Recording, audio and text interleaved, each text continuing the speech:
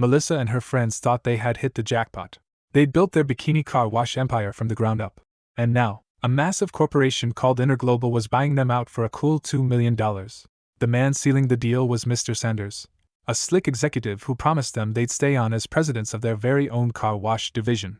For Melissa, this was more than money. It was power, prestige, everything she dreamed of. Her friends, Amy and Sunny, were a bit more skeptical. Amy, the lawyer of the group, didn't trust Sanders. But the deal was too good to pass up. $2 million and executive titles? They signed on the dotted line. The celebration didn't last long. Soon after the ink was dry, Sanders called Melissa into his office and dropped the bombshell. Our accounting department has determined that the land itself is worth far more than the car washes. For a mere $2 million...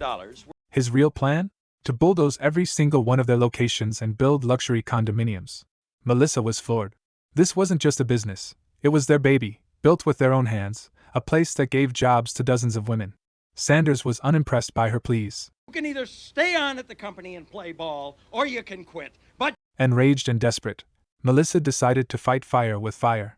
Seeing an opportunity in Sanders' overwhelming arrogance, she played along with his advances, turning the tables on him.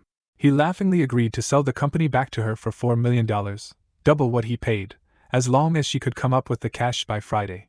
What the overconfident executive didn't know was that a tape recorder was running, capturing every word of his legally binding oral agreement. To add insult to injury, he then fired Melissa and all her friends. Now jobless and with only a few days to raise an impossible $4 million, Melissa gathered her friends. She had a crazy, audacious plan. They were going to leverage what they knew best, selling a fantasy. Her idea was to host a 24/7 telethon, selling lingerie directly to the nation. To direct this mad venture, they turned to the most unlikely of allies, Derek, Sanders' own nephew.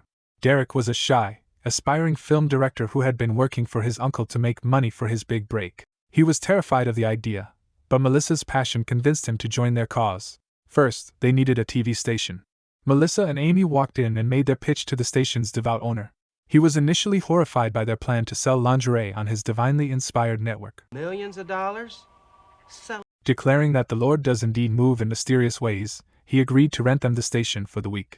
The Bikini Car Wash crew was officially going into the lingerie business. Their initial attempts were a disaster.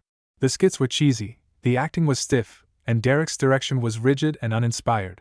The phones were dead silent.